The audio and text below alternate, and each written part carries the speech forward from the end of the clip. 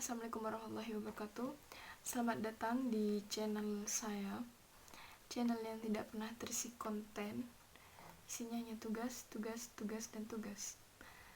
Tapi tenang, sekarang isinya pun sama, itu tentang tugas.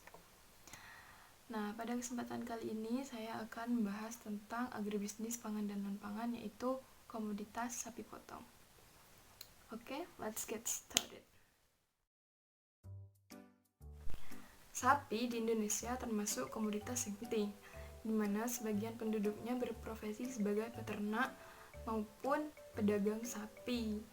Nah, untuk macam-macam sapi yang ada di Indonesia itu ada sapi Madura, sapi Brahman, sapi lokal, sapi Bali.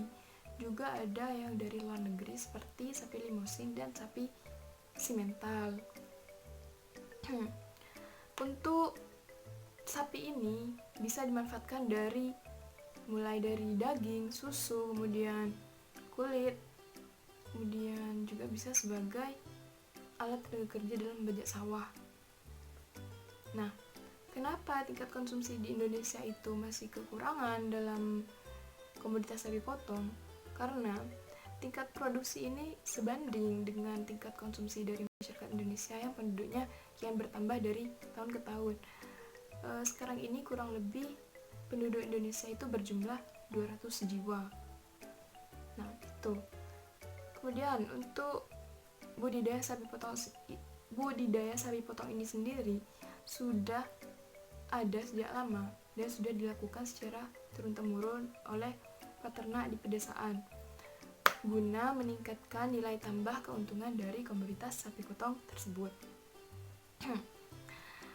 Untuk penghasil sapi potong terbesar di Indonesia itu ada Jawa Timur, itu rata-rata 5,4 juta 5,4 juta ekor. Kemudian ada Jawa Tengah 1,7 juta ekor. Kemudian ada Sulawesi Tengah apa Sulawesi Barat, itu ada 1,4 juta ekor tiap tahunnya. Nah, itu 3 daerah penghasil komoditas sapi potong terbesar di Indonesia. Nah, lalu bagaimana dengan kondisi existing pada saat ini, di mana saat ini sudah mulai menyebar yang namanya virus corona atau yang lebih dikenal dengan novel coronavirus atau COVID-19. Dari COVID-19 ini, segala aktivitas itu menjadi mampet, baik mulai dari pangan maupun non-pangan. Nah, komoditas sapi potong ini termasuk pangan. Nah, jadi ya terhambat, tidak berjalan. Nah, cuman mungkin dari tingkat perawatan dari sapi potong ini sendiri yang mungkin tetap dilakukan agar sapi potong ini agar si sapi ini bisa bertahan hidup. Sedangkan untuk pemasaran dari sapi potong ini itu otomatis tidak bisa dilakukan karena segala aktivitas apapun itu dilarang oleh pemerintah terkait adanya virus corona.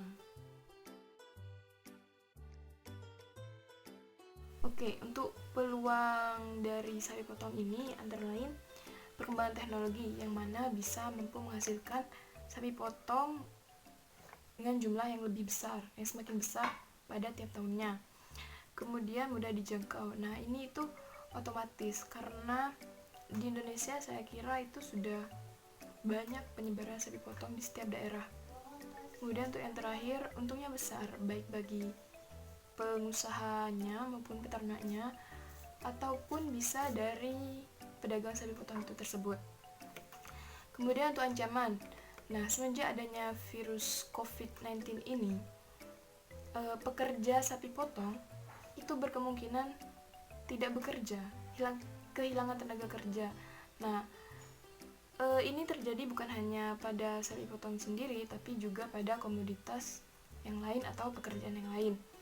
Kemudian pembatasan produksi, di mana dari ketiadaan tenaga kerja ini juga produksi itu tidak berjalan, artinya stagnan, tidak ada pemasukan yang masuk. Nah, Dari ketidakadaan pemasukan yang masuk ini, kemungkinan besar ancaman yang lain yang akan muncul yaitu biaya operasional tidak mencukupi. Iya, biaya operasional yang dikeluarkan oleh perusahaan itu tidak tertutupi dari ketiadaan konsumsi dari masyarakat. Kemudian untuk yang terakhir yaitu terhambatnya pemasaran karena adanya virus COVID-19 ini. Nah, otomatis dari pemerintah itu mengeluarkan kebijakan untuk tidak melakukan aktivitas apapun. Kebijakan pemerintah dalam mengatur komoditas sapi potong itu cakupannya ada dua, yaitu melalui ekstensifikasi dan intensifikasi. Nah, untuk ekstensifikasi ini mencakup atau menitikberatkan pada bibit dari sapi potong tersebut, misal penanggulangan penyakit, penyuluhan, serta bantuan pengkreditan ataupun pemasaran dari pemerintah.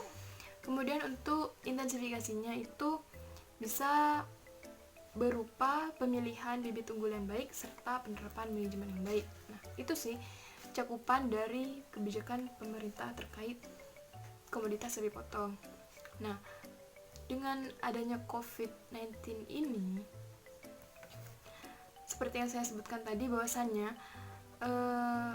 semua kegiatan itu dilakukan dari rumah, stay at home, itu sih, yaitu karantina wilayah. Tapi Indonesia belum menerapkan lockdown seperti negara-negara lain. Nah, untuk komoditas sapi potong berhubung COVID-19 ini permasalahan makro bukan mikro, jadi tidak secara spesifik pemerintah dalam mengatur kebijakan. Lagi pula dalam komoditas sapi potong ini tidak ada kelembagaan khusus yang mengatur dalam komoditas ini gitu. Jadi ya peraturan pemerintah mencakup keseluruhan di wilayah Indonesia, mencakup keseluruhan elemen di wilayah Indonesia, baik pangan maupun non-pangan.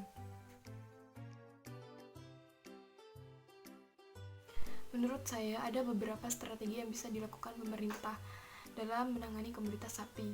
Yang pertama yaitu mencegah terjadinya impor dari negara terkait sapi yang belum bebas penyakit berbahaya. Kemudian mencegah ekspor sapi betina produktif, kemudian mencegah pemotongan sapi betina produktif. Nah, untuk yang terakhir yaitu adanya atau pembuatan kelembagaan khusus komoditas sapi, yang mana sampai saat ini yang saya tahu itu belum ada kelembagaan khusus yang mengatur tentang pembibitan sapi potong. Oke, segitu dulu video dari saya hari ini. Buat kalian yang suka, kalian bisa klik tombol like. Dan terima kasih buat kalian semua yang udah nonton sampai tamat. And see you next time. Assalamualaikum warahmatullahi wabarakatuh. Bye-bye.